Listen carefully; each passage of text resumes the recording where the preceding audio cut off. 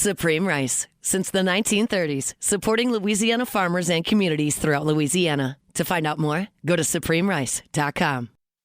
Live at lunch. You are looking live. Live at lunch. Live at lunch with Ott and Hanny on 104.5 ESPN, Baton Rouge. What the hell's going on out here? Now, here's Jimmy Ott and Charles Hannegriff. Yeah, for some reason or another, you sound a little taller on radio. Is it live? Is it live? And welcome to a Monday show. Jimmy Ott, Rohan Davey, Mexico Tro will be with us later today. Hanny with the week off. So as we get ready for week 0, that's right, college football. We got a couple of extra in week 0 is no longer after this year. It's a full week. So I mean they'll be playing this the weekend before Labor Day weekend starting next year, but everybody will be playing. So the week 0 is officially kaput after this year. But we do have one, and you have an additional game this year, and that's because the North Carolina State-Virginia game was originally planned to play in Brazil, but there was some changes in the organizers of the chief organizers, so they have just shifted it and said this is a lot of trying to get visas and passports for everybody, the whole traveling crew, and so they said, look, we're gonna just stay on campus, and so they're gonna play it in Charlottesville, Virginia. So seems like a weather delay going on over here, huh? So over at Big Mike's in Denham Spring, you've been a buddy of Big Mike for a long time. So we're here once a month on a Monday, late in the month. So and they're over here this past weekend. They could feel the buzz already. A lot of people showing up to watch the Saints games. We've got great TVs over here at Big Mike's in Aspen Square in Denham Springs, right off the Range Avenue, and a lot of people came in and. Oh, wasn't a whole lot to watch. Right. I mean, it means nothing. Preseason has, with the popularity of the joint practices and the gaining popularity there, these preseason games have taken less and less. The second week, of the 3-week figures to be where we would see the starters the most, and very few starting quarterbacks played at all. And if they did, you had one pass, 5 attempts, whatever it was.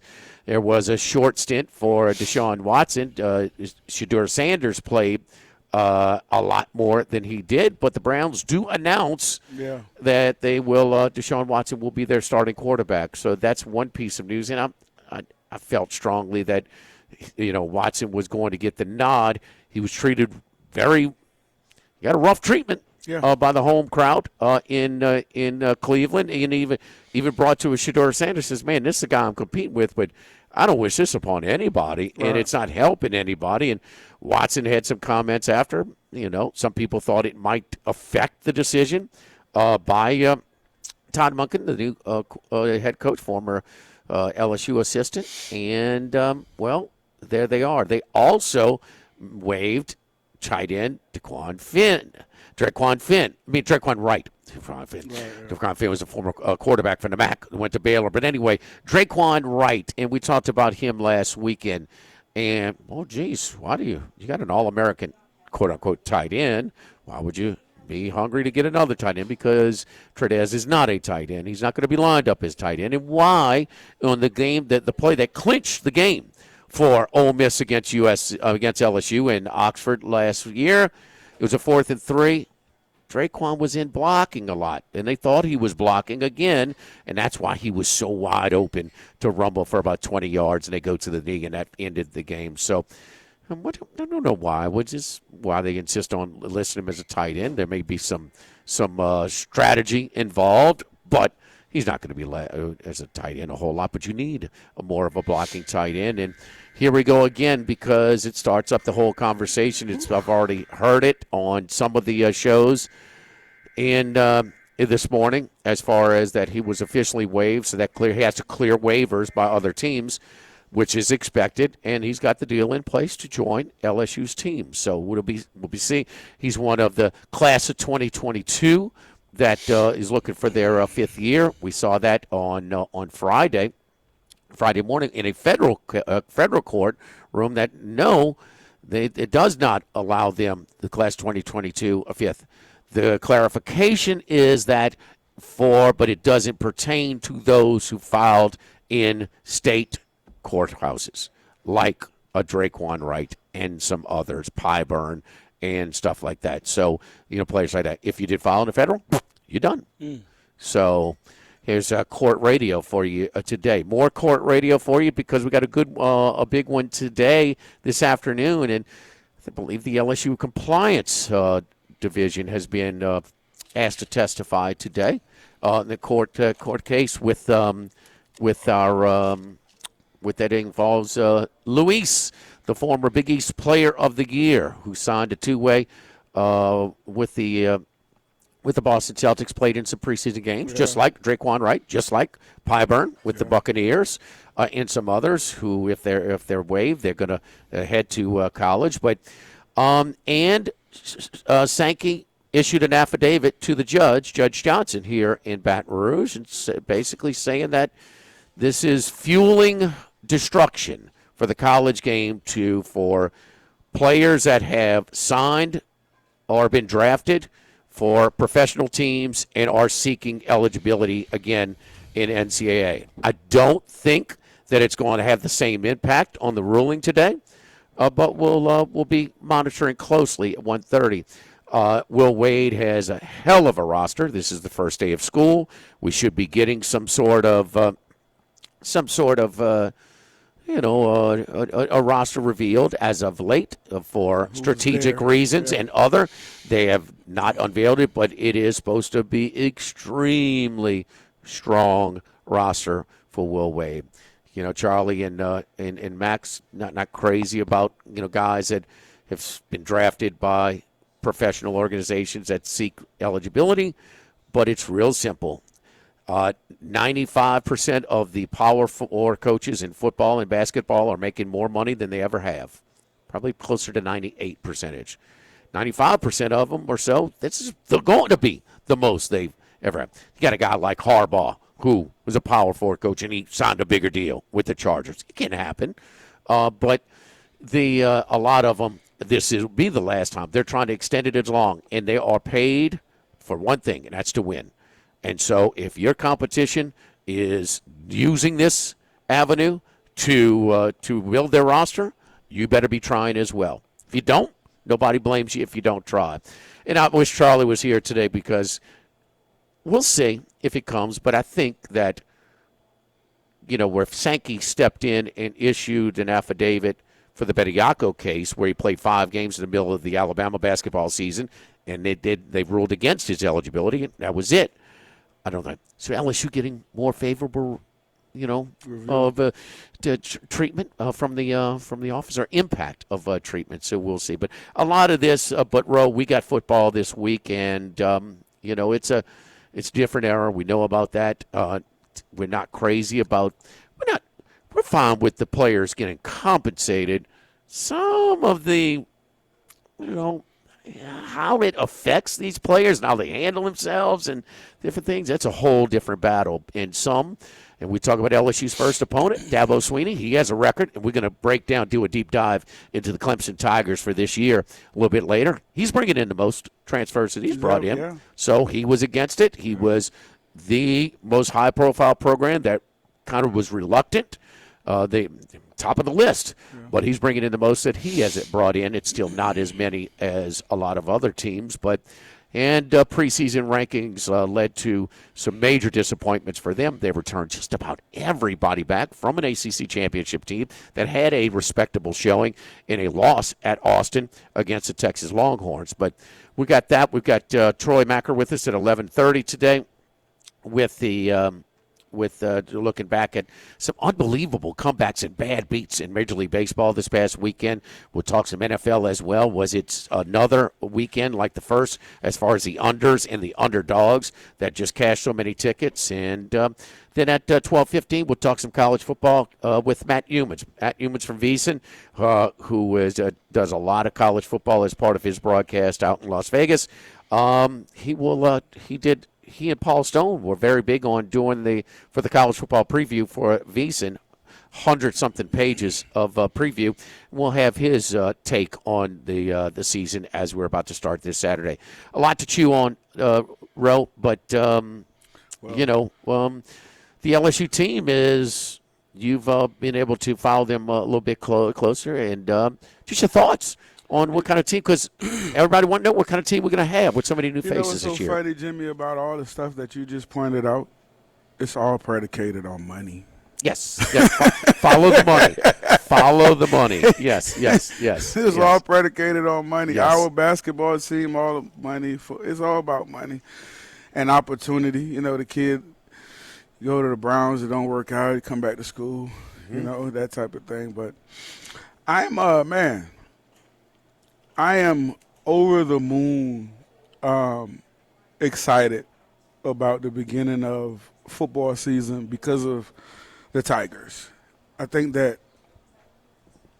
what Lane and the entire staff has done, I think that everything that they have done to get these guys caught up on their offense and how they do things. Sometimes it takes so long when you have a team, when you revamp basically, 85, 90% of the football team, and you have to lay the groundwork. Well, he's laid the groundwork very fast. And I know it's something that he's used to doing because he's used to turning these teams over at Ole Miss. But, from the first practice that I've gone to, from very first practice that he had out there to most recent practice last week, I didn't go to the scrimmage this weekend, but recent practices of last week, it's as if they have been at this university, the way the team is moving and working. Like they've been here for years already. And his time management of how they're on the field, off the field, and what they do in between, there's no wasted time on the field, either from the coaches nor the players. So from that standpoint of how it reminds me a lot of Coach Saban, of boom, boom, boom, nothing, no wasted movement, no one standing around. So from that standpoint, very. And then, when you hear him, when you at practice and you hear there's an emphasis with him with the wide receivers, but he's paying a whole lot more attention to defense than what I thought initially where he would be with that. Very hands-off, but as far as where his eyes are, he's paying attention to them. So I'm excited about it, man. I think I was excited to see this kid's Levitt able to move around, able to sustain after a week of practice, able to come out with the same enthusiasm, seems to be leading in a positive way with these guys following him. I'm glad to see the high-profile guys that we've brought in and also that we had with the Trey Dares of the world doing their part. And everybody, I think, man, it's so strange for me to even say this sometimes and think it, but it seems like they're locked in with a purpose already. You know what I mean? And it seems like they have that oomph about them as a team, not just like one individual person, but as a team. It's like they know what their capabilities are, and they're pushing each other for everyone to reach that potential. And it's so strange to me, but I keep saying that because it's strange to me to see a group that you haven't been together a long time and you turning over damn near the whole team, and to see how these guys are really gelling so early together. And I think a lot of it has to do with how they are off the field. And he talk a lot about NIL and talk a lot about, that in a negative way, but I think in a positive way for them.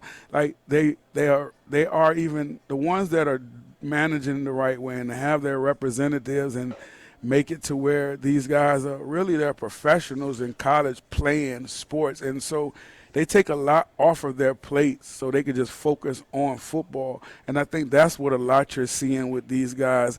It's I don't have to go take my car to do this. I don't have to do that. I don't have to do this, because they have enough money now and they have people in place for that. So it's making them easy for them to focus a lot on football. I want you to expound on it real quickly before we go to a break, but also talking about, the new era, the paid college athlete.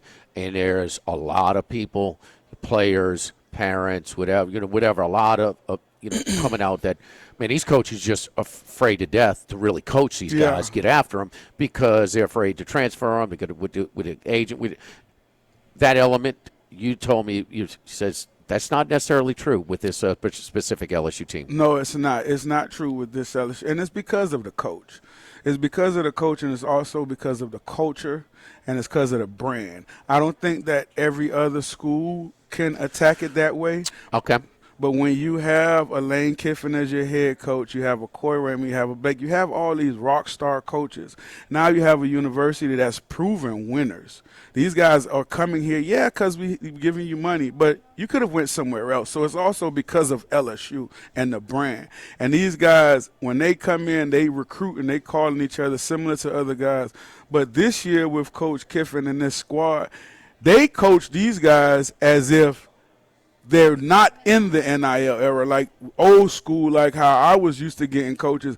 And the great part about it is, that's why I say the culture, the guys that he brought in the right guys for how he knows that his coaching staff coach. And he ain't bringing in no babies, okay? He brought in guys that have alligator skin and guys that want to be coached hard because they want to get to the next level. So he brought in the right fit for his team and for the culture of what he wants. Got a lot of things to talk about. We'll continue to talk about LSU football, some Clemson as well. Again, Troy Macker from Bet Rivers at 11:30. Matt Humans from Veasan. Max will be here as well. I mean, kind of got a little bit of a stretch run for Golfer of the Year, Player of the Year in the PGA with the win yesterday in the BMW. I'm drawing a blank, my boy. But it's the third win of the season. We're live at Big Mike's on Aspen Square, just off of Range in Denham Springs. Later this Friday night, Jody Vicknair performs live music for Jody Vicknair at 8 to 11 p.m. on Friday night. It's Monday, so boiled shrimp, all-you-can-eat boiled shrimp starts at 5 p.m. Wednesday, it's line dancing starting at 6:30 Wednesday and every Wednesday, and also dollar wings every Wednesday night as well. Fireball Fridays, $2 Fireball shots every Friday as well. Happy hour all day every Sunday also. And you're looking for preseason games, you're looking for college football this Saturday, this is a great place. So we got a bunch of big screen TVs, beautiful TVs here in the bar area, but we got TVs all through the dining room and private parties as well, private banquet rooms, and reserve your room for your fantasy football draft as well. At Big Mike's, just off of Range at Aspen Square in Denham Springs. Live at lunch, live at Big Mike's on 104.5 ESPN Baton Rouge. At Total Maintenance, their slogan is service today, every day. What does that mean for you? Well, I'll tell you what it means for me. Your air conditioner goes out in the summertime, you're going to be dealing with sweltering heat. And if that goes on overnight, it means nobody is going to get any rest. So let Total Maintenance take care of all of your air conditioner needs this summer and avoid that sweltering heat. Service today, every day means nobody ever goes to sleep hot. For all your electrical and plumbing needs as well, 480-1000. 480-1000. Total Maintenance. Live at lunch with Ott and Hanny from Big Mike's Sports Bar and Grill in Denham Springs on 104.5 ESPN Baton Rouge. So we talked about LSU and what we can expect with so many new players, new staff, new coach, and the whole shebang. But, go back to, Lane Kiffin's offense in his first year it was a COVID year against 10-game schedule, all conference games, and they opened up against Florida. You had some restrictions in preparation. We know about that. And what they did against the top 5 team, Florida went on to win the East. They played Alabama in the SEC championship game, won 10 games that year, but they were number 5 at the time, and they didn't play anybody in the bowl game. None of their receivers played, so they got beat pretty good by Oklahoma. But nonetheless, they had over 600 yards against Florida. That was a good Florida team that year. So I'm not so worried as much about the offense, but the defense. And I would have to say that LSU's personnel would be a little bit stronger offensively than what Ole Miss had that original season. We do see the first year he has quarterbacks, they have a spike the second year, whether it's Corral, whether it's Dart, at Ole Miss. They got better second year, as they mostly do. You got an experienced quarterback, but it's his first year. Start off with Levitt, the quarterback at LSU. What you see for him so far? Well, we're just starting to see them, right, as far as on the field since they started training camp. But talking to some of the guys on the roster that I'm cool with, they love him. Okay. They love him. They love his knowledge of the game is one of the first things that they mention to him, besides being a cool guy. His knowledge of the game, his leadership as far as how he's been with the guys, with watching film, with coming in for extra sessions, with staying long, with even going on vacation and that type of thing, just guys coming together. So I think for me what that says is he gets it as far as you're in a new place, you're with new teammates. Let me get close to my guys. Let me get familiar with my guys. Let me learn, their likes and dislikes, how to push or not to push their buttons type of thing. So I thought that was very smart, man, from his standpoint of doing that. And then when I got opportunity to see him on the field and to really see him throw the football at full speed to guys running full speed, not just when he was rehabbing of that nature. And in person, from what you see on film in person, is more impressive in person because of how the ball comes off of his hand. And also his mobility is a lot better than what you see on film. His suddenness, his quickness, and it's not necessarily so much to just run just to as get a runner, away. You're talking about just moving, just being able to move, recognizing pressure, correct, and evading. Correct, being able to move, keep plays alive, and he can run. But I love what he shows as far as getting out or when he has to evade. Jimmy, his eyes are still downfield. Okay. His eyes are Burrow's still downfield. So good at that. Joe's real good at that. Yeah. Joe's real good at that. His eyes are still downfield, and he's still. The ball is in a position where it's always ready to throw. It's never low. It's never behind. It's always in that nice throwing position where it could come out at any moment whenever he sees a guy breaks. So what I've seen from him early on, and it hasn't been that long, is a guy that understands where he is and also a guy that's trying to find himself with his teammates, but also a guy that I feel like is very talented and stay healthy. I think he could do a lot of good things for us. Talk about, there was a lot of pieces in place last year, but the offensive line, and we kind of this time last year, and even Max said, what do you think about is it really going to be all about this offensive line? I said, kind of so. What do you expect into this year's unit? Well, I think that because you have the new coaching staff that you do offensively with Lane, Charlie Weiss, those guys, I have so much respect for how they build their offenses. The one thing you can know from them over the years is not about ego. It's about what works and what you have. So I think that I have so much more confidence with the offensive line of them not being put in these positions or situations that, they simply know that this offensive coaches simply know that they cannot do. That's not what we do best. So as far as the guys playing together, I've seen them work. I know where it is they want to go. I know what kind of line they want to build through the portal and also through bringing guys in to sign. And I think that with having Seton there and having him is how he came in and not coming in with an ego, not coming in, beating on his chest, but coming in and galvanizing the offensive line and getting us some senior guys over there on that side. And when I say senior, meaning guys that have played, guys that you have confidence in, I see them being a lot. And I think the guys last year, somebody had to take a fall for what was going on, and because that unit was not performing well, and also that unit was a very young unit last year, and we know that because all those guys that transferred went to Power 5 schools, Power 4 schools. But I believe in the offensive line is going to be better this year because of the offensive coaches. What you think about the defense? So many new faces there. I expect them to be top 10, Jimmy, in the country. I really do. You really like them? I love them. I love the back end. I absolutely love the linebacking core, especially number 6. I'm talking about I love the linebacker core. I think that if them young boys, Lamar Brown, Deuce, and big boy out of Anderson, I think if those 3 come in with and play with the expectations that we have for them, and they don't even have to be those expectations. It could be just them come in and not playing like normal freshmen, right? Because the back end is solid. Your front 7 and the ends are your backers. The only question that we have right now is what is that interior going to look like? Can we get any push from that interior?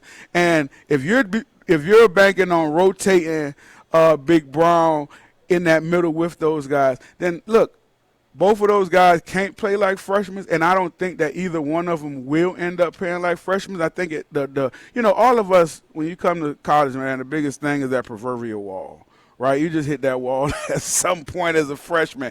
You don't know when it's going to be, but at some point you hit because it's different. So it's going to be interesting to see when either of them hit that, if it's early or late, and if the other one could pick it up for them. But I expect this defense, honestly, to be so fast. I expect this defense to be so ball hungry. And I expect them to, I expect them to be fighting to see who getting tackles. Boy, you right when we thought we were getting out of number again, you want to stir it up again. Of course you're going to like number 6. You know Of course you're going to like number 6. That's your old number, T.J. Daugherty, the linebacker, 5th-year senior transfer from Ole Miss. He's also a good kid, though. Like, I met him through recruiting, and I like that Okay, kid. but speaking of 5, the magic number, you do like 5 on for LSU. I mean, he caught some heat for insisting that he wanted the number and it's number again. But as the player, I love 5. And we talk about the number situation, man. Everybody say what you want about it. If any kids get promised something, it's just what it is during recruiting, especially now. But we all get promised stuff during recruiting and don't get it. You know what I mean? So that's part of it too. So yeah, I love 5. I think that he's one of the top players in the country. I think he's one of the top players in the country, bar anyone else's position. His size, athletic ability, and not just that, man. The kid is such a instinctive player, and it's so much Jimmy, kid's 6'5", running 4'3", 4'4", whatever it may be, wingspan of somebody 7 foot. I mean, that's locking down one side of the field, man. You know what I mean? And he's been doing that ever since he touched down at LSU. I think that he just gives them coaches so much more flexibility to be able to know that side is taken care of now. What do I do with the rest? It gives them so much to do. Similar to when you have these tackling linebackers, that you could do so much movement with the fronts with these young guys and these edges, and you know that you have these senior guys that are going to hold it down here and understand everything that you're doing. Like, that's why I'm so high on the defense. I'm so high on the defense because these guys are fast, these guys are physical, these guys will put you on the ground, and if the ball's in the air, they have ball hawk and say, listen, this safety –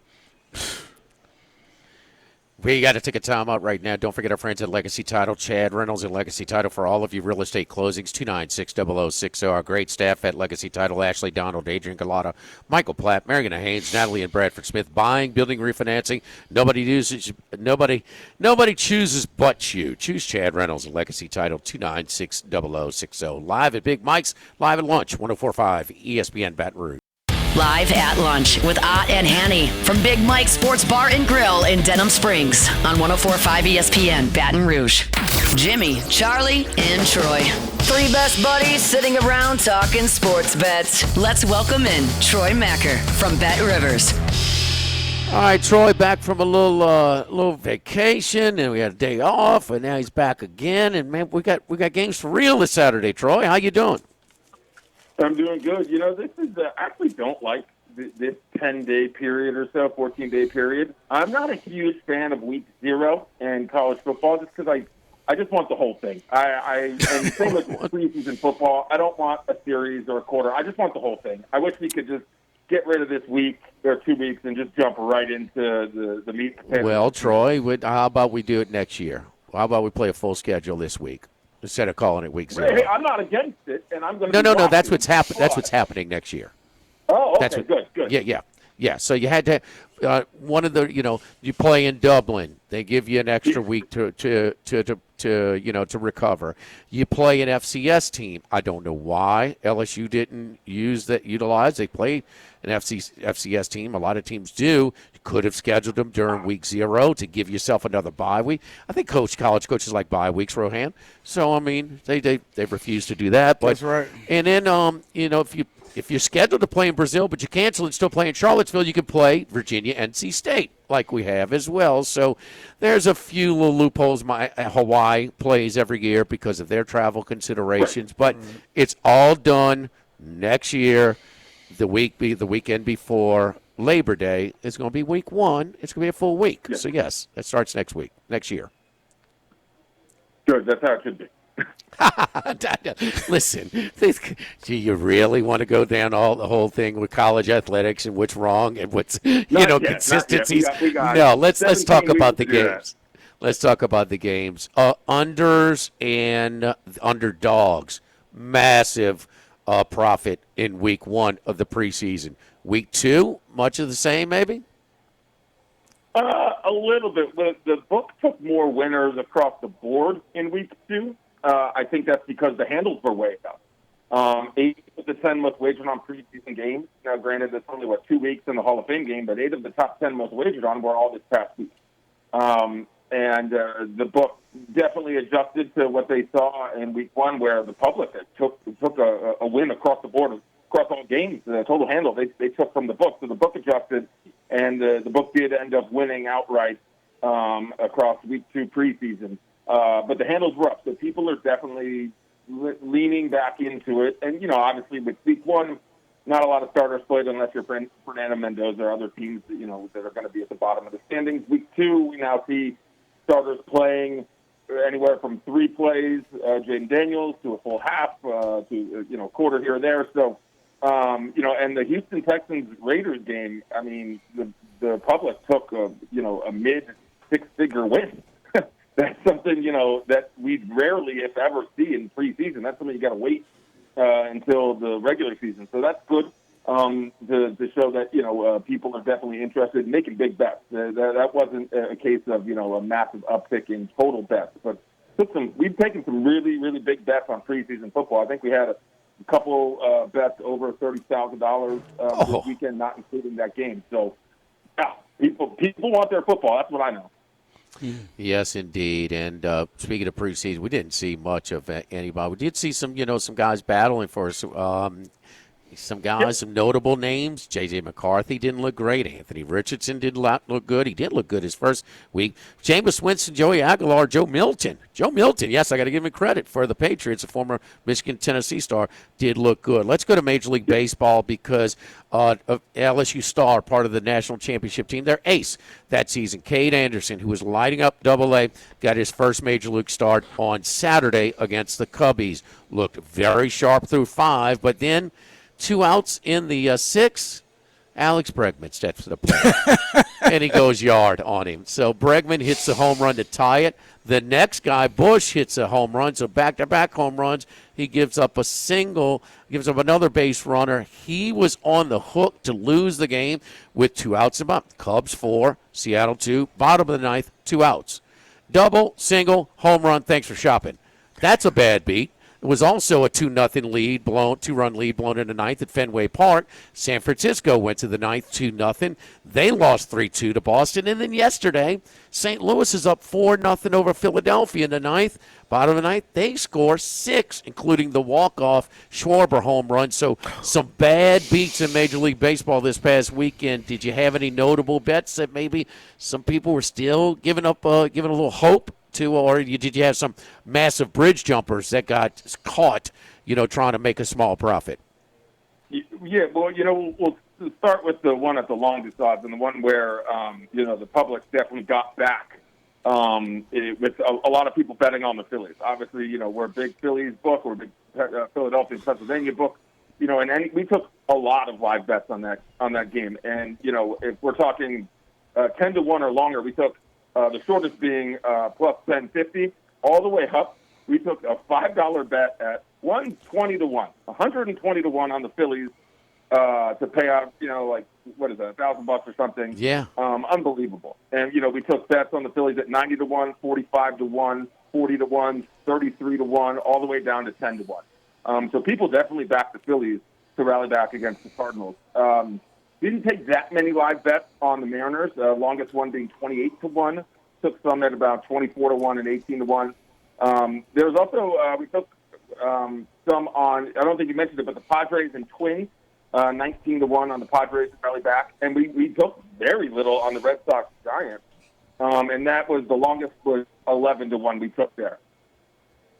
Yeah, $5 to win 600 for the guy bet at 120 to 1. So yeah, I guess the people have a lot of faith that the Phillies would come back against the St. Louis bullpen than maybe Seattle, which has been a little bit offensively challenged at times. As we get into the college season, though, a lot of talk and a lot of. You've seen all the rankings and stuff. Any thoughts that you have going in, and maybe a team, a sleeper, or a team that's maybe overrated now that we've gotten the AP and the coaches' polls? Well, I don't think Texas is overrated, but I'm certainly waiting and seeing because, they're just going to be so discussed, talked about, short odds and everything. That I can't really, and we also saw this last year, and yes, Arch Manning has a full season under his belt. I totally get that. He could come out and blow the doors off. But I'm in wait-and-see mode on Texas. I'll give you a team I like, and this is definitely regional, and I'm now really diving into college football, back from vacation and the World Cup and all that. But the team I like, especially in potentially win total markets, and they're a little bit higher than I was hoping, it's Virginia Tech. In the ACC. The ACC, any team can win it on a year-to-year basis. There's no great team, I don't think. And, we all James Franklin got fired because of those two just dreadful losses last year and the inability to get over the elite hump. And he'd been there long enough. You had to fire him when you did. I totally get that, but he's still a great coach.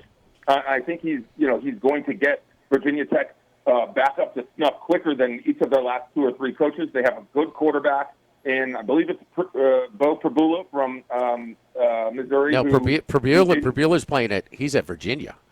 He's at Virginia. He's going against, Eli Holstein. And it looks like some people are feeling that Prabula is going to get the nod. We also got some, we'll pass along, we got 4 teams in the SEC that announced their starting quarterbacks over the weekend as well. But, yeah, Prabula's at and listen, he did not do well at, and Penn State ultimately wants to win the big one. Okay, they want to win the big one, and he did win a Rose Bowl one year. He did win a Big Ten title 1 year when they beat. I think that's the year they won the Rose Bowl. That was pretty quickly, but he improved the situation. He improved the situation certainly at Vanderbilt. He improved the situation at Penn State. There were ceilings there, but I think that Virginia Tech is because they're at a crossroads. This will bring them back to more of a competitive level. Yeah. Yeah, and I don't necessarily think they win the conference, but at 22 to 1, I don't hate those odds. And I think it's a competitive conference, but certainly not elite. The top is not super strong, and I just think he is. We think, well, he got fired because he couldn't get Penn State over the hump. No, he got them over the hump. He got them back from the dregs. He just couldn't win the big ones, and you see a lot of coaches get laid off for that. And that doesn't mean they're bad. It just means being the best team in the country is really, really hard. And only, over the last 20 years, only a small handful have been able to do it, and even a smaller have been able to do it more than once. Follow Troy on Twitter at Troy Macker. That's Machir. Troy, see, you wish, and your command, and we grant your wish. I mean, next year, no week 0, we have a whole full schedule of college football. How about that? Huh? We're looking forward to it. All right, Troy, we appreciate it, buddy. We'll talk to you on Friday. Thanks, guys. Talk to you soon. Went to the Pierre Part store as my little annual vacation, my field trip, I should say. To build up on some of all the looking cooking gadgets. I got me a fresh lump charcoal. I got a pack of that. I got some spatulas. I got some new tongs. I got a new wire brush. I got some new mittens, and I even did a little a batter box, they call it. Yeah. When, they get the little holes so you can just shaky stuff. Yeah. No hands. Boom, no hands. That's right. Instead of you doing there you go. Ro does a lot of cooking himself as well. So all the different pots and different sizes and burners and on-site grills, and you got single burners, double, triple burners. I mean, boiling pots to do boils on site as well, and equipped up a little bit of everything from a batter bowl and a dustpan, kitchen cleaner, a cord wheel so it doesn't get all cut.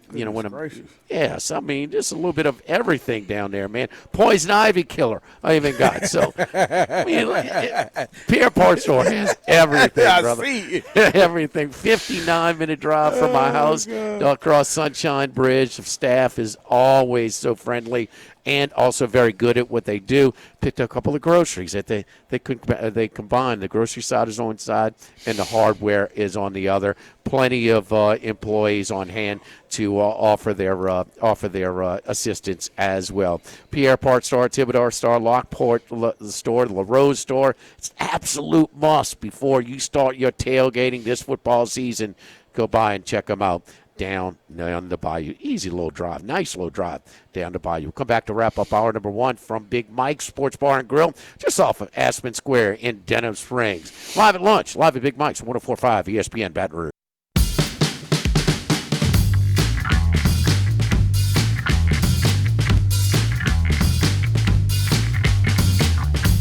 Live at lunch with Ott and Hanny from Big Mike's Sports Bar and Grill in Denham Springs on 104.5 ESPN Baton Rouge. All right, over the weekend, as some of the quarterback battles, and this one's no surprise. Keelan Russell named the starter over Austin Mack, who played the second half in the Rose Bowl against Indiana. But Russell threw about 4 touchdowns in the spring game. Everybody on campus thought that Russell would get it, and he is the starter. Not a whole lot of experience there, none, to say the least. School? At Alabama. KJ Jackson has been named the starter at Arkansas. Tennessee is announced a true freshman, Faison Brandon. They had a Fordham transfer in George McIntyre, and Josh Heupel goes with the true freshman and Faison Brandon. And at Florida in Gainesville, the Summerall announces Aaron Philo, the Georgia Tech transfer, over Tramel Jones. So 4 different quarterback battles settled this past weekend, and 2 youngsters in Russell and in Alabama and Tennessee with some very young quarterbacks rolling there. Of course, the last couple of quarterbacks, it was interesting. Aguilar was one of the players that lost his case. We talk about Bediako, lost his case in court today. We're talking about Luis and the LSU basketball team in his court case later today at 1:30 here in Baton Rouge. But, Aguilar lost his. He played good this past weekend in preseason. We did talk about that. But also the Alabama and Ty Simpson decides to go early in the draft. And so both of those teams, for different reasons, Ro, you played as a freshman, you played as a senior, and over the long. I mean, how much difference, huh? Hey, it's like leaving Jamaica and coming to the United States or coming to Miami, man. It's totally different, and that's the biggest jump, too, Jimmy. It's like coming from high school to college as a quarterback. Probably a little bit better now because of, where these offenses are.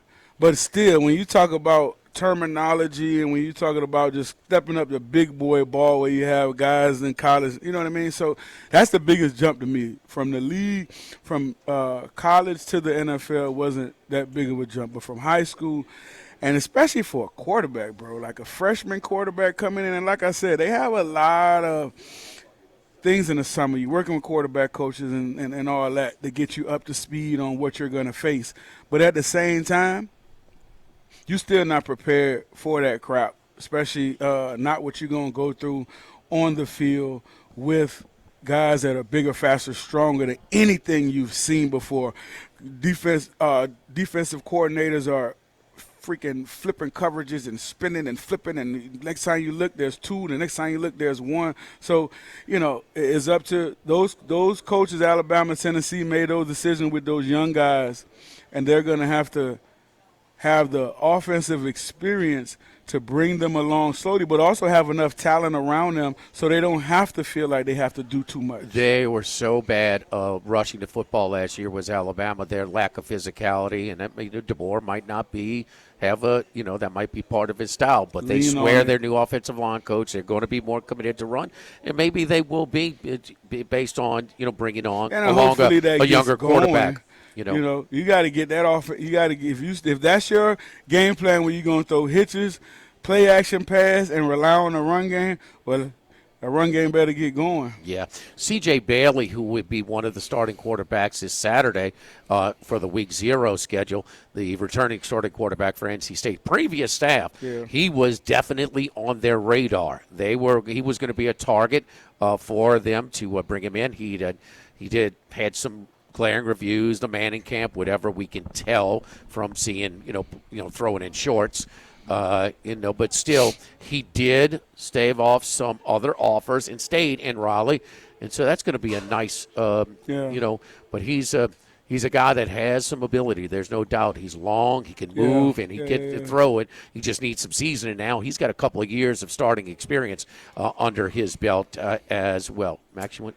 No, Jimmy, you mentioned some of the starting quarterbacks getting named in the SEC. Also, some other names that are familiar. Of course, Max Johnson named starter at Georgia Southern. Year 7. Mostly expected, crazy. But he's been around. Is he undefeated in court? He just keeps on playing. T.J. Finley.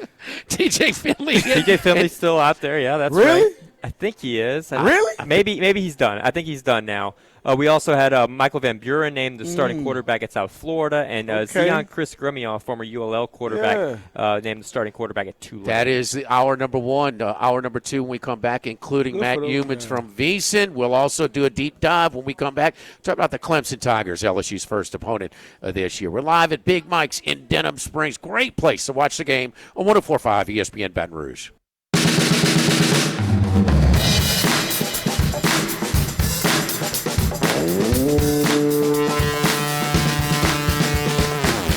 Live at lunch with Ott and Hanny from Big Mike's Sports Bar and Grill in Denham Springs on 104.5 ESPN Baton Rouge.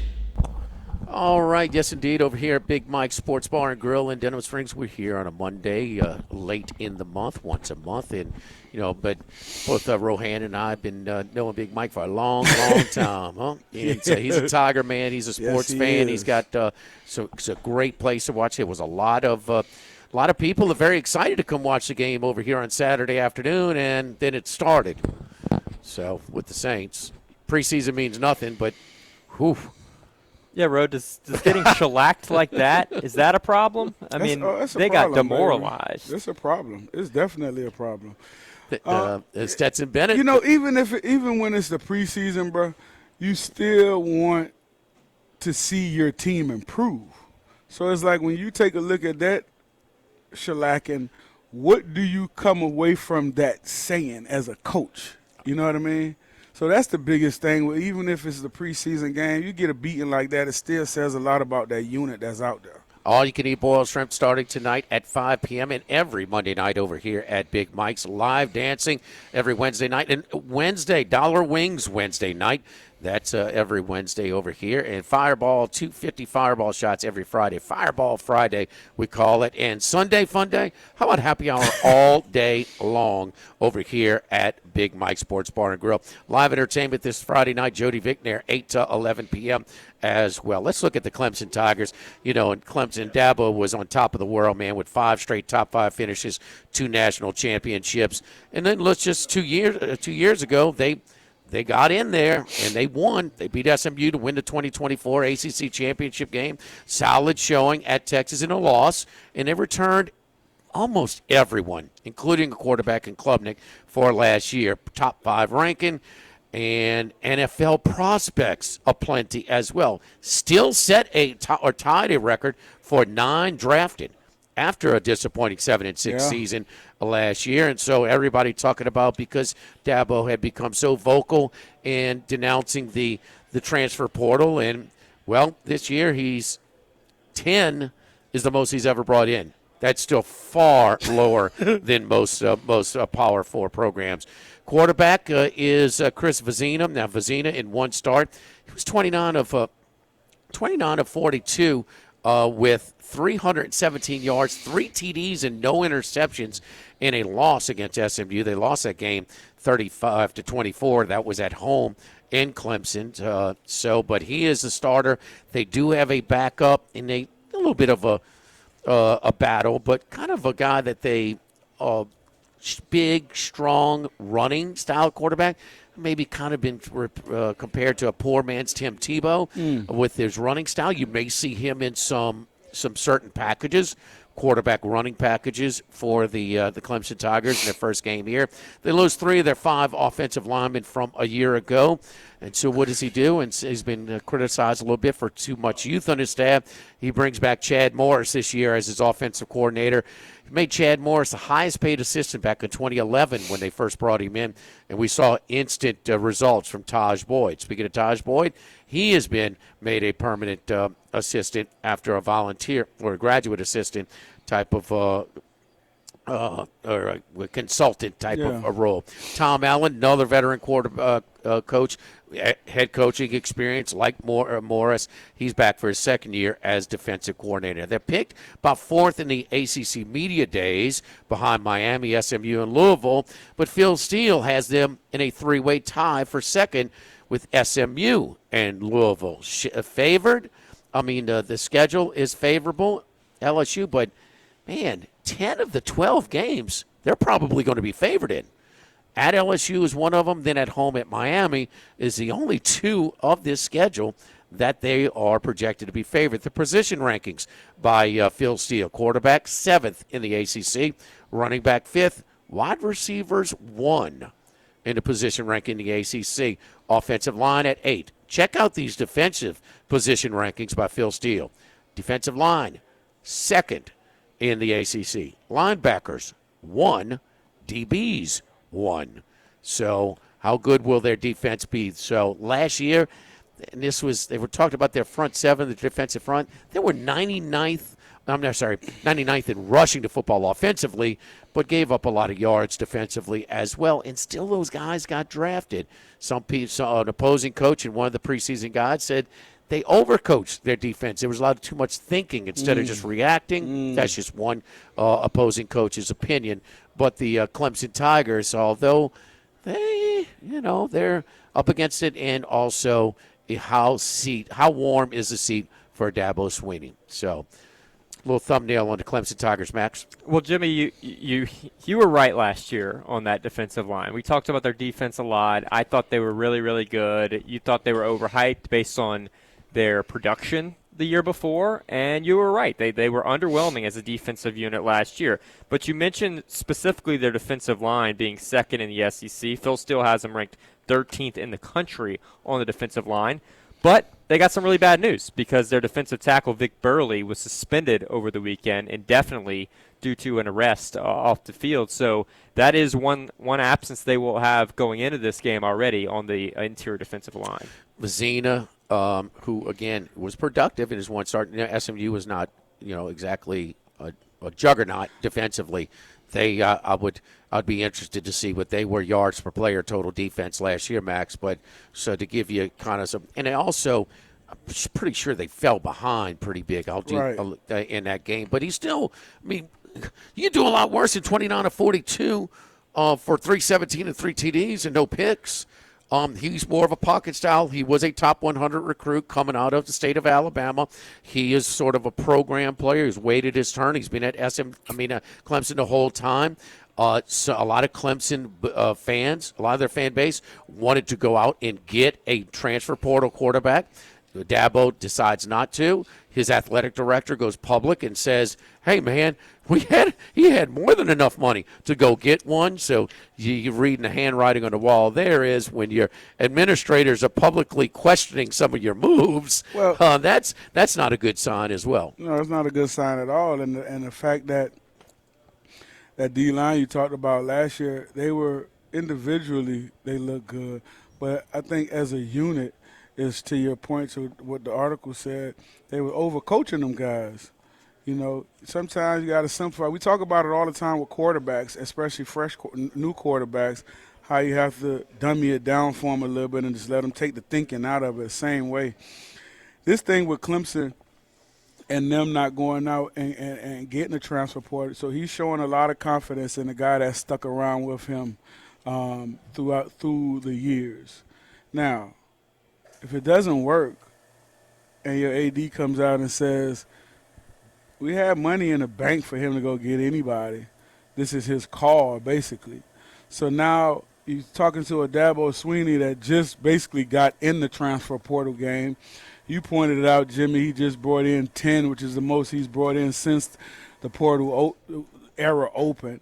And so for him to not have bought into that system and seen how it has taken off for some other coaches, such as Lane Kiffin, not only does we see it, but his ADs and the powers that be that hired him, board of supervisors or whatever it may be at Clemson, they feel the exact same way because they're giving you money for a new state. They're giving you money for new locker room. They're giving you money for all the upkeep that you've wanted to bring it. So, but you decided personally that, you know what, I'm not going into the NIL thing. I'm not paying these guys for this. I'm not going into that. Well, look at where now your status of your program have gotten you because of that, what you decided not to do. And now you're trying to come out of it to salvage it because I'm with you, Jimmy. I do feel like he would be on a proverbial hot seat, especially in a conference that sucks. Yeah, the conference is weak. There's no doubt about that, and this just weakens them because they've been near the top. We talk about top five finishes. That's just hard to do, man. Yeah. That is really hard to do. Here's the exact quote from an opposing ACC anonymous opposing ACC assistant coach. Says it's almost like it's almost like they overcoach their defensive players instead of letting them cut it loose and play.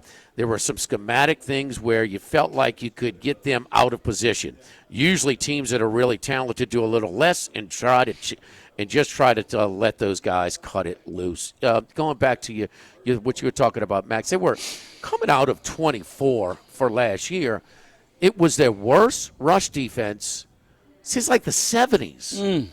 We're talking about Clemson. Really? So, I mean, wait a minute. How are all these guys are rated so high, and they still got drafted individually, and then they still. I mean, the tape. So, were they given a pass by some of the NFL teams that drafted so many guys that did not have good years? Specifically, T.J. Parker, Peter Woods, who combined for 7 sacks. It was interesting. One of the things that I thought about last year was they brought in a transfer defensive end from Purdue, and he actually led the team in sacks with 7.5. He's back this year, so they do have him. He's a first-team All-ACC preseason player. They've only got 4. That's not good for Clemson to have 4 ACC preseason first-teamers, 3 on defense, and just a receiver on offense. So that is lower for them, but it is interesting that despite losing the NFL prospects, their leading sack getter actually returns to the team. Okay, you know what their win total is, Max? Because this is a deal where their record might be, 9-3. Right. Might be very respectable. I mean, or after Baton Rouge, but their road trips are Cal, Florida State, Syracuse, and Duke. 7.5 win total, juiced slightly to the over. They could easily be, South Carolina's at home at the end of the year. Well, they got a lot of football, but right now I'd say Clemson's going to be favored at home. Right. I mean, they're just in Miami. I mean, we don't know what Florida State, but we don't expect big things out of them. I like their over. I mean, this is a light schedule, man, for Clemson. Yeah, and they get some decent road games, like you mentioned. At Cal, that might be a tough one for them. At Florida State, a rivalry game, but Syracuse, Duke, the way they stand, that's gettable road games for them. Max, let me know another team that has Cal, Florida State, Syracuse, and Duke. Let's just take their win total combined, those 4, and I'll put them up against anybody in any Power 4 league. Yeah, interesting. I mean, that's weak, man. 58th ranked schedule, according to Phil Steele. It's actually interesting. DraftKings, our friends at Bally's and the Queen, have a direct matchup. Regular season wins, Bama -0.5 win. So basically, will Bama win one more regular season game than Clemson Right. or not. Just a direct kind of correlation Wow. there. Yeah. Bama, obviously a much better team, but a Right. much more difficult schedule. So it gives you an Right, idea what right. Clemson could do where they overachieve with their record, although their team's not all that much better. I'll Right. take the plus half all day. Alabama's, Clemson, yeah. yeah. Now Alabama's schedule is not, for an SEC. Could be worse. Yeah, No doubt. they're one non-conference that the Power 4 opponent is Florida State at home. Yeah. So I mean, Florida State is. You say we're not a mix. No, this is not 20 years ago. Road games No. at Kentucky, Mississippi State, Tennessee, LSU, and Vanderbilt for Alabama. But they host Georgia and A&M, so they get those two at home, and of course the rivalry much. games. Right. I mean, compared to this Clemson schedule, that is weird. And and their toughest game outside of LSU is Miami. They got them at home. So I mean, seen stranger things than a team pulling off a home upset. So regardless, I think that some people feel that maybe Vizina comes in early and they want to try and get this other kid, this young, more kind of a uber athletic kid, trying to a chance. We'll see, but man, everybody surrounding this team. They're just what could Vizina have done any more? I mean, his numbers were good. Yeah. They just don't. He just does not pass the eyeball test for the fan base. Rohan, is this an interesting case where Clemson comes in here as against a big team, and they feel like they're playing with house money? I mean, they're sizable underdogs. They haven't really won in a while. Does that free them up a little bit to go into LSU and say, look, we're not expected to win this game? Oh, always. And I think you're going to see a lot from them offensively, just things that we're not, unconventional with them. I think there's going to be things. Because listen, man, you're coming into a place where you're starting a new guy, coming in, starting in that position, whoever it is. His first road start in a hostile environment. Yeah. And it's the most anticipated game in the history of LSU, by some regards. So now you're going up against a defense that has all the tools and a defensive coordinator that is a mad scientist, was before this, and now even more with all these tools, knows what he's doing. Yep. So. All right, we got to go to break. We'll take a timeout live at lunch, live at Big Mike's on 104.5 ESPN Baton Rouge.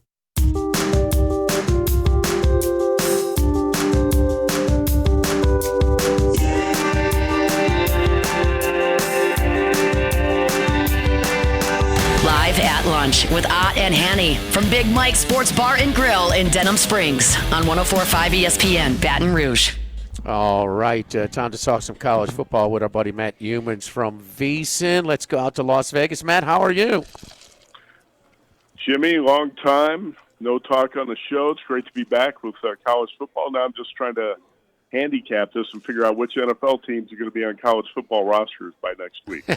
Yes, it's and get it going today because we're expecting a favorable ruling in Baton Rouge today as far as R.J. Lewis on the basketball side of things for Will Wade as the first day of LSU classes today also. So Sankey tried to denounce it with his affidavit that impacted the Alabama judge with the Bediako case. Nah, maybe not so much here with the but we'll see. We'll see what the outcome is at 1:30 our time. That's 11:30 your time. Matt, the biggest thing that caught one of the things that caught my attention was your preview stuff, and that is Notre Dame not picked to win the national title, not picked to make it to there where you got to lay 800 or whatever it is for them to make it because of the schedule. But no, your power rating, you have them as a number one power rated team. It's the best overall team. And what went into that? Well, there's a lot that went into it. Actually, the top 7 teams I have power rated college football, only a difference of 3.5 points from number 1 to number 7. So for those who don't know a lot about power ratings, they'll say razor thin difference between the top 7 teams. So you typically don't have that tight of situation with your top 7. But Notre Dame, I think my top 4 was only separated by 2 points. So I mean, it's a really close call at the top. But as far as Notre Dame goes, veteran defense back, might be the number 1 defense in college football. You got a bunch of pros on that side of the ball. They've got a lot of playmakers on defense. I know there are 2 questions about Notre Dame One is the running backs. You lose 2 to the first round of the NFL draft, which is extremely rare. But Notre Dame's got plenty of running back talent coming up. That's not going to be a problem. I feel like, in general, a lot of times running backs are replaceable anyway. I feel that to a certain extent about receivers, especially at big programs where you got plenty of receiver talent, LSU being one of those. But, the offensive line depth is a little bit of a question, and that's it. I mean, if you're trying to nitpick, Notre Dame's offensive line depth might be a bit of a question. C.J. Carr, second year at quarterback, I think he's going to be he matured quite a bit, I thought, in the second half of last season, and you're going to see a much better version of C.J. Carr this year. I mean, Notre Dame lost 2 games last year, one by 3 points, one by a point. And Carr lost that first start on the road in Miami, the first game he had started in college. And I thought the play calling handcuffed him in that game. That's not going to be the case this year. But I've got Notre Dame number 1, Oregon 2. Let's see, I had Georgia 3, Ohio State 4, Texas 5, Indiana 6, Miami 7. That was my personal top 7. Now, Paul Stone combined with me on these power ratings, and that's how we came up with our top 50. So his top 5 a little bit different. He had Ohio State 1, I believe, but I had Notre Dame 1. Where did he have Texas Tech? Texas Tech? I don't know off the top of my head. I believe he had Texas Tech right around 10 or something, because Texas Tech came out, I think, number 11, 12, something like that in our combined power ratings. I had Tech a little bit lower than he did. The Notre Dame, I think there's a lot of things in place to have another great season. I think we might be in the same spot, though, at the end of the year, and we're like, okay, well, I mean, Miami would certainly be better than Pitt, but their best win last year was at Pitt, in my opinion, and I think they could have made a run. We don't know, but this schedule, again, is just so, I mean, it's extremely weak. So minus that Miami game was a revenge spot at home. C.J. Carr is back. I mean, I like him for what it's worth. The Manning camp, you got all grave reviews down there. Everything's in place. There's continuity in the staff. But, man, the schedule is, we're just going to have a big question mark as well at the end of the season. I think the game against Wisconsin at Lambeau Field's a decent non-conference game. Look at Indiana's non-conference. It's an absolute joke. And Indiana played a joke of a non-conference schedule last year and still went 16-0, beat Ohio State in the championship game, beat Alabama 38-3. I heard somebody say that Notre Dame's lack of, tough non-conference competition was going to be a reason the Irish were going to fail in the college football playoff. So, hey, look at Indiana last year. How short a memory do you have? Indiana did not have that difficult a schedule a year ago. Hoosiers almost lost at Iowa, almost lost at Penn State, but they took care of business in the college football playoff. Also, I think some people are overlooking the Notre Dame game at BYU. That's going to be an extremely tough road game in Provo, and that's going to be one of the biggest games of the season. How good is BYU going to be? I think BYU is going to be really good. That's I think the most veteran team in the country. They did not lose any players really at all through the transfer portal. That have their entire team come. They got a bunch of guys who are 23, 24, 25 years old. Bear Bachmeier back at quarterback. They did lose a couple of receivers, but again, I think those guys could be replaceable. I've got BYU power rated the number 8 team in the nation. I think Paul Stone had BYU 12 or 13 or something like that, but I think this BYU team's going to be really good. Where'd you have them, 8 or 18? I've got them 8. I've got BYU 8. Okay, and they would kind of fit the bill as kind of one of these newer nouveau riche type of programs, whether it's it's Texas Tech, Indiana. You got to throw in there a little bit as far as they've adapted to the new way of roster building, and it's just a matter of, look, Bear Bachmeier, I mean, he was thrown into there to do that as a freshman. He was pretty tough, but then we saw them the 2 games against Texas Tech where they just couldn't compete up front. So I'm wondering how much improvement that they're going to make from year to year. What do you have USC? We hear it again. We've heard it before. Well, this is their best personnel on defense. We've heard that. We've seen Lincoln Riley. It's all offense, and they're just the physicality on defense is just always lacking, whether it's Oklahoma or USC. Are you buying some of their hype preseason? Some of it. I'm buying some of it. not all of it. Obviously, with Lincoln Riley and USC, you're going to have to see it to believe it in some cases. But this is a really talented Trojans team, and they had the number one recruiting class. They brought a ton of talent in through the transfer portal. And I know Danton Lynn was a loss as defensive coordinator. I like him, a really good young DC. He moved on to Penn State. But I think Gary Patterson's actually a pretty good replacement. I know some people are skeptical about that, but I've always liked Patterson. I think he can help bring some toughness to the defensive side of USC, which is desperately needed. Now, I think there's plenty of offensive talent here. I wonder, is USC coming up on the offensive and defensive lines? And believe it or not, a team that's going to test that early in the season is Fresno State. Matt Entz, a Fresno State former North Dakota State coach, did a hell of a job in his first year, winning 9 games, taking over a losing team, winning 9 games.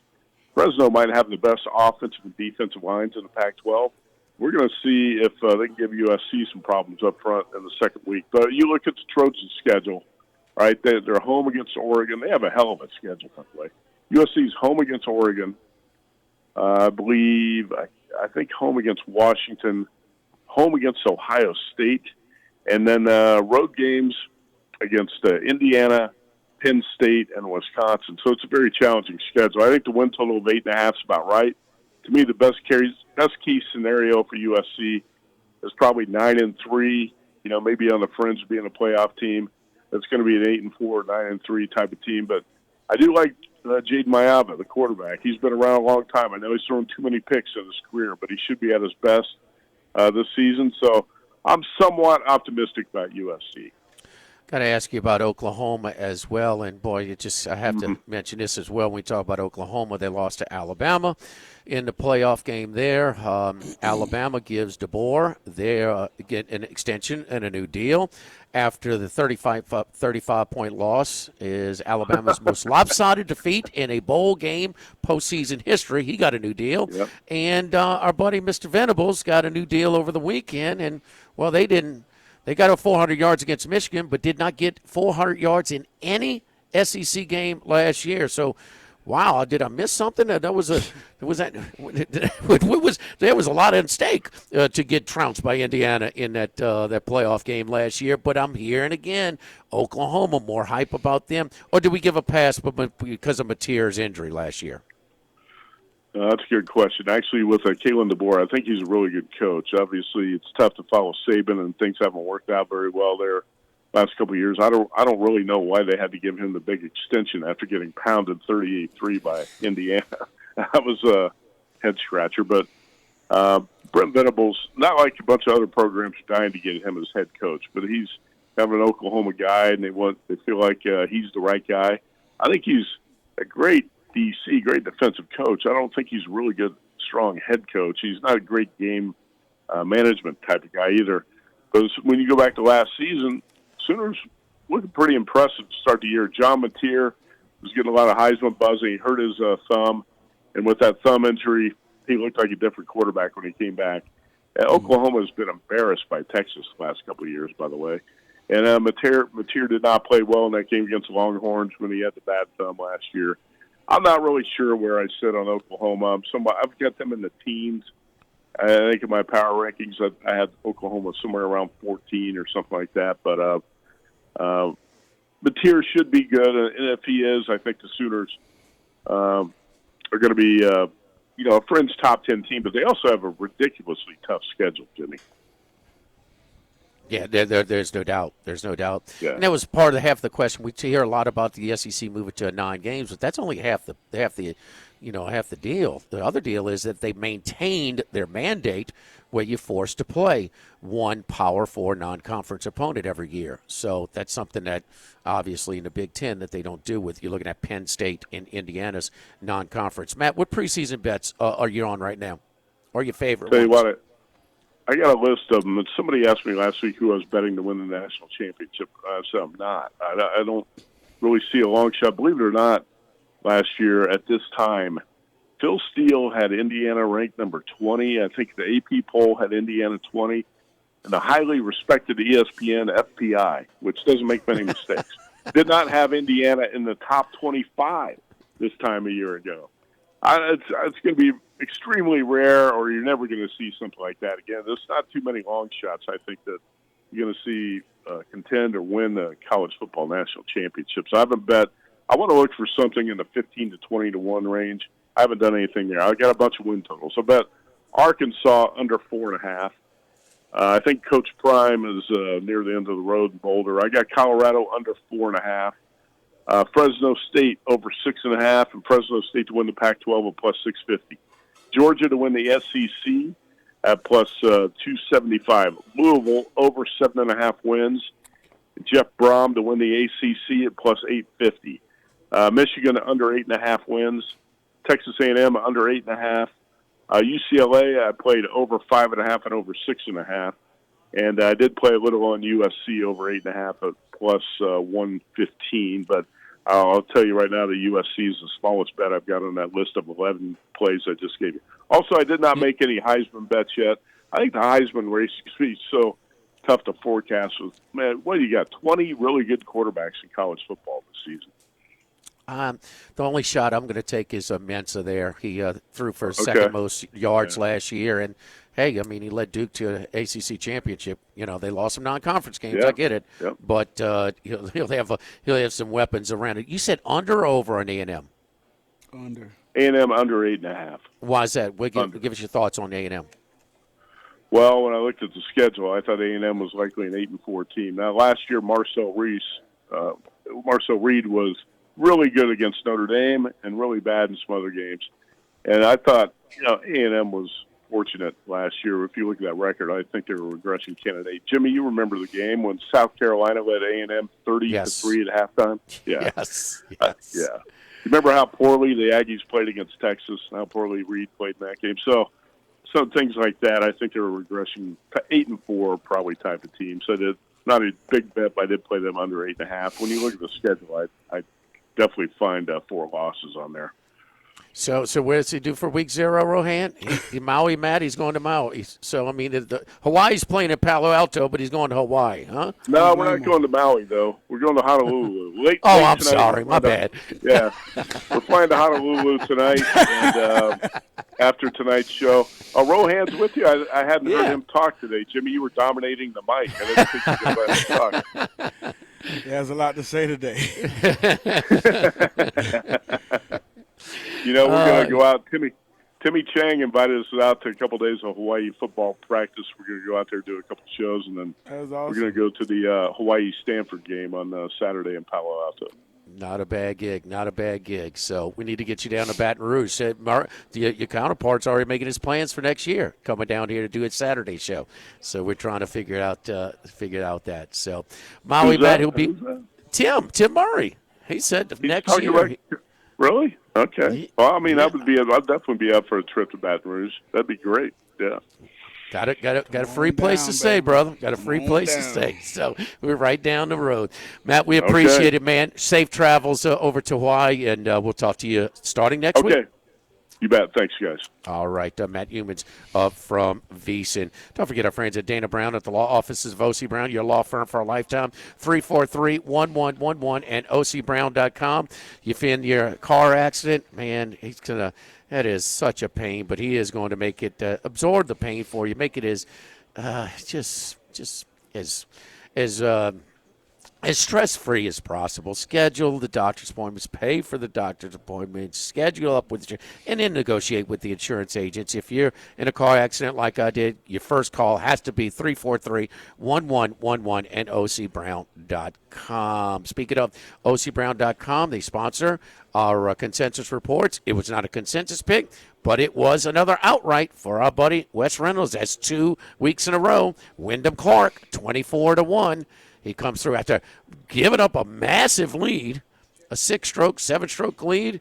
He fights back at the end to fend off Rory McIlroy, and we'll talk about that and also some other things when we return. A lot to chew on that Matt gave us. Live at Big Mike's Sports Bar and Grill in Denham Springs. Live at lunch, 104.5 ESPN Baton Rouge.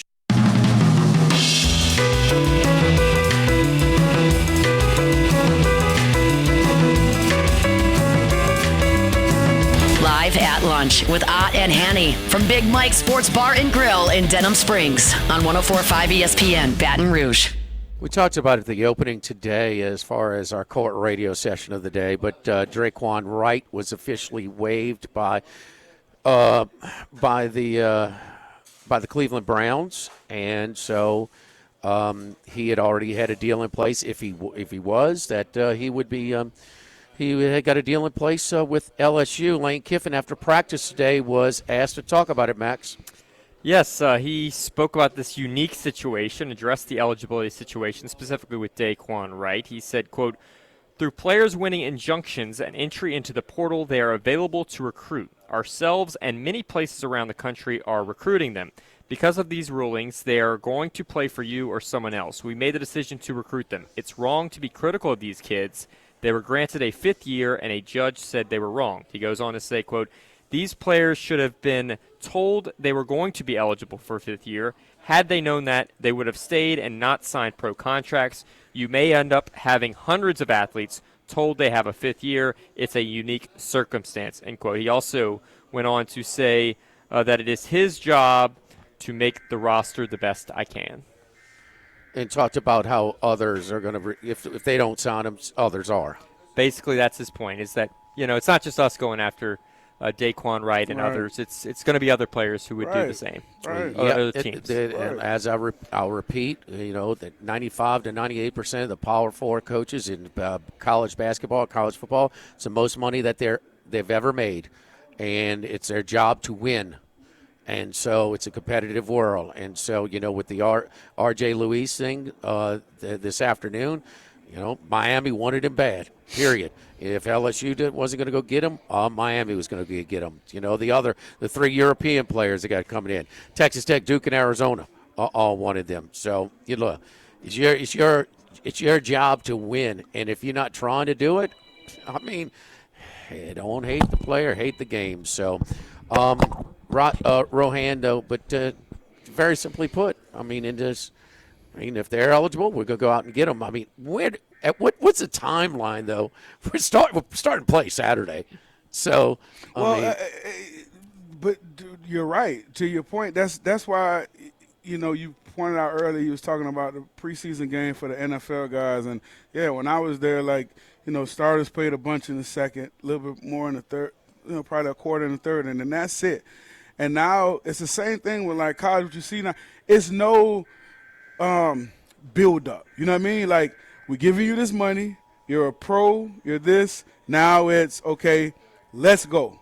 And that's exactly what you're seeing with these guys that's coming in now. It's let's go. So you'll wait on a guy to come a week before, because you know what?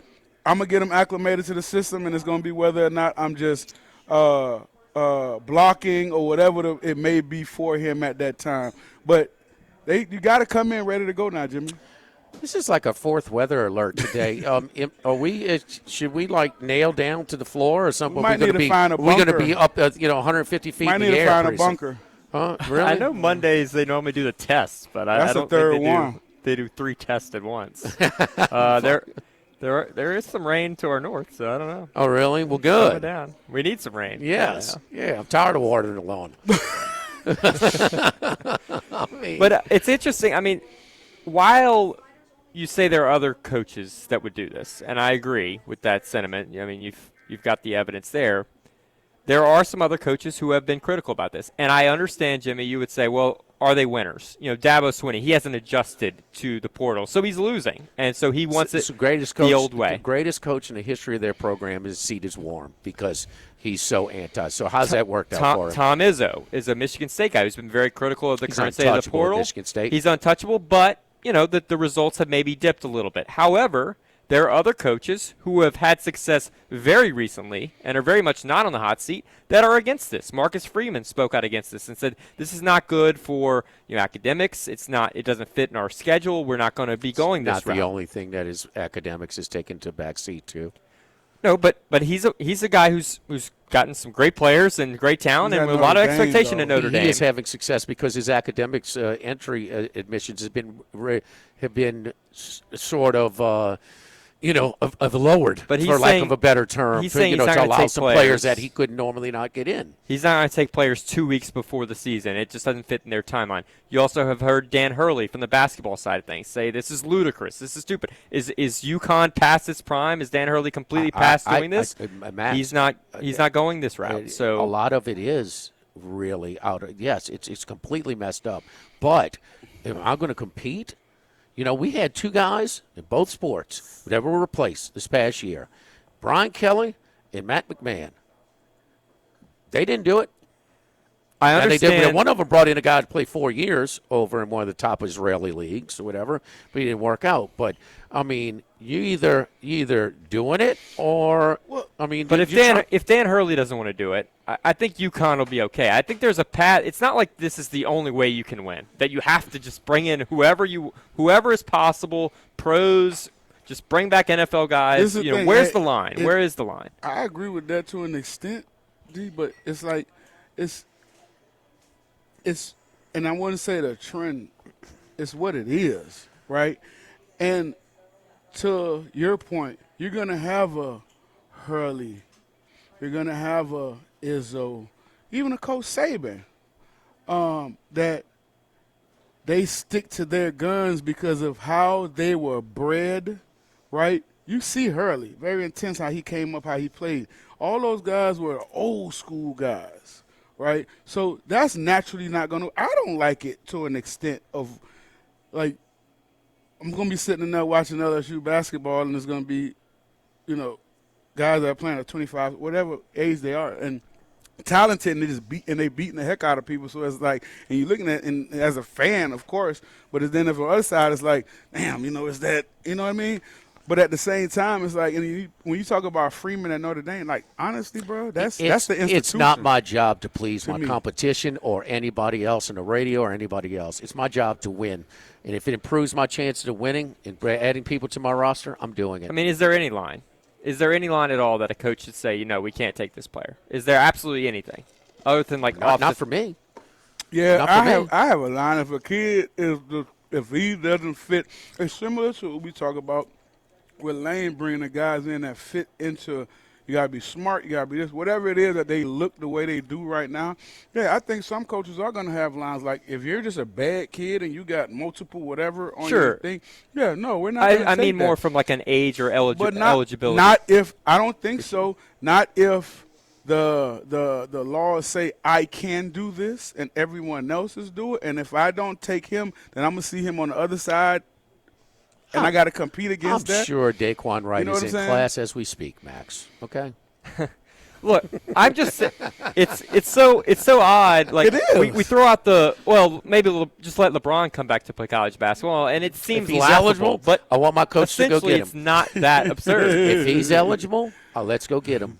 I mean, it's simply put. So it's not my job to please Greg Sankey as well. And hopefully, in a year from now, this will all be settled in terms of there being some sort of guidelines and rules. They need it. It's the money. We got games this week, boys. We got games this week. Money. We'll take our last time out over here at Big Mike Sports Bar and Grill. A lot of games this past weekend as well. Major League Baseball. Kate Anderson pitched really, really good till this former LSU Tiger and Mr. Alex Bregman went yard on him, and then they went yard back to back with him. But he was really overall line score is not. It's pretty average, but he was really, really sharp for a big part of it. Only gave up a bloop hit for the first time through to the lineup. So he is, Kate Anderson, really nice debut to his Seattle Mariners career. We'll continue to talk and wrap things up here from Big Mike's Sports Bar and Grill, live at lunch, live at Big Mike's on 104.5 ESPN Baton Rouge.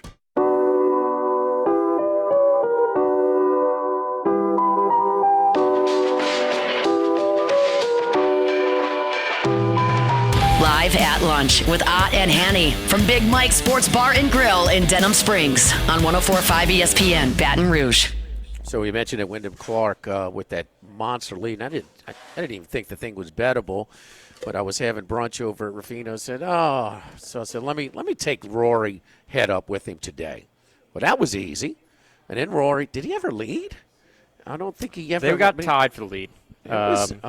Oh, I knew it was tied. I watched. Cantlay there. Gary Woodland was right there, and then he topped the ball in 9. How about that top? That's so rare. What a great story. He makes it into the top 30 in the Tour Championship, considering having the brain lesion removed and how much he deals with on the course. But yeah, that was odd. But I think you got your player of the year. It could be on the line this weekend, and because Wyndham now it's his third win this year, including a major. Rory broke through, but not as much. You got the season earnings. It's not even close. Scheffler is blowing people away. Why not him again? Or is it going to be all on the line this weekend in Atlanta?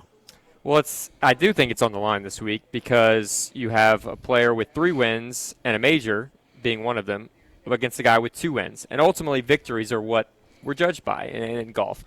Scotty Scheffler's got all these top 10s, top 25s. He's got them all, top 3s. He's got more than anybody, and it's not even close. You could combine a few of these players that are up for the awards, and he'd have as many as those combined. But ultimately, he's been the best player, but has he won enough? And that's what we grade things on. So it will come down to this week. And I think even Matt Fitzpatrick or Chris Goddard, if they were to win this week, would have a case for it. It's a little bit overblown. It's a great talking point. I don't think the PGA Tour Player of the Year means that much.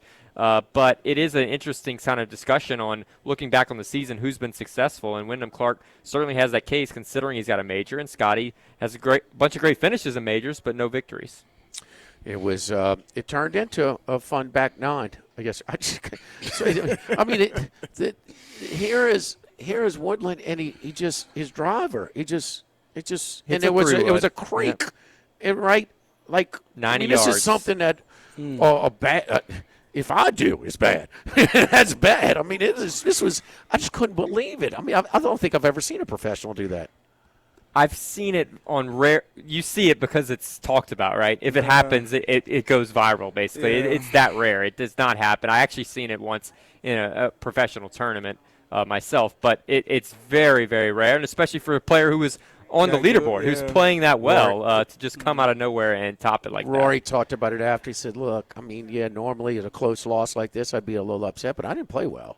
He didn't feel like he deserved to win. And it was some bad golf. And he came off between those two. I mean, Wyndham, it took you, 14 holes to get right? The 16th hole, he makes a birdie. Yeah, and then he for ends the first up closing time, right? with 3 straight birdies. First birdie of the round. First birdie of the day. He was going backwards, kind of out of sorts. Crazy. Missing every putt. Miss it, yeah. Just completely different than what you saw. And sometimes holding a lead can be very, very difficult. Do you play conservative? Do you play differently? And we see this all the time. That they call it. I think Mike Tirico coined it like leaderboard gravity. You just see everyone kind of fall back to the field, and it always ends up being closer. You change at the front. Now it's like I'm trying to hold on. It happens in all sports. It does, the man. aggression. It When does. you're in protect mode with the lead, as opposed to when you're talk behind. about it all the time the on chase. defense with Prevent, defenses. Yeah. Like, you know what I mean? So, Ro, we appreciate it, brother. Looking forward to Football Sunday. We'll start week 1 of the NFL season, so the same day that the Saints open up. Our friends over here at Big Mike's talking about football. This is a place to hunker down and watch. Very popular place this past Saturday for the Saints game, and we got college football this Saturday. For Jordan back in the studio and all of our guests, we appreciate you checking in. Tomorrow at Big Mike's, Mike Delicano will be with us. It's been Sports Live at Lunch, 104.5 ESPN Baton Rouge.